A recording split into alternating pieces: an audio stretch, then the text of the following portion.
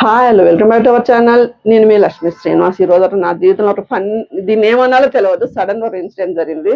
నిన్న శనివారం రోజు పేమెంట్ డే అనమాట. అయితే సాక్షి రిపోర్టర్ గారు వాళ్ళ భార్య మన దగ్గర బట్టలు కుట్టించారు. నిన్న డెలివరీ అయితే తీసుకుపోవడానికి వచ్చారనమాట. అవి డెలివరీ టైం అయితే తీసుకుపోవడానికి వచ్చారు.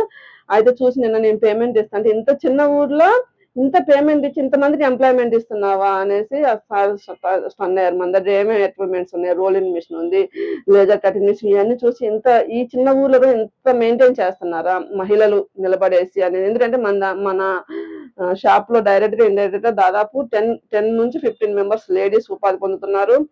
7-8 మెంబర్స్ అదర్ రాష్ట్ర స్టేట్స్ నుంచి వచ్చిన జెంట్స్ ఉపాధి పొందుతున్నారు అనమాట.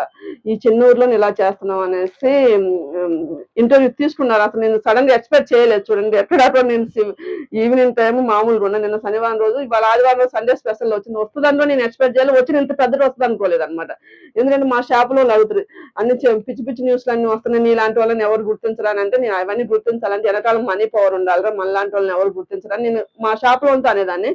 కానీ అది తప్పని నాకు అనిపించింది అనమాట. ఎందుకంటే ఇలా రియల్ గా జరిగే విషయాలని ఉన్నది ఉన్నట్టుగా మాలాంటి మహిళలను ముఖ్యంగా ప్రోత్సహిస్తే చాలా మంది ఇంటి ముందుకు వస్తారు. వాళ్ళకి ఒక ఎంకరేజ్మెంట్ ఇచ్చినట్టు అనమాట.